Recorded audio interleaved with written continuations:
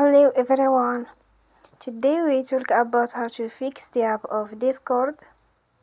We will go to settings. Then we click on apps. After that we search the app Discord.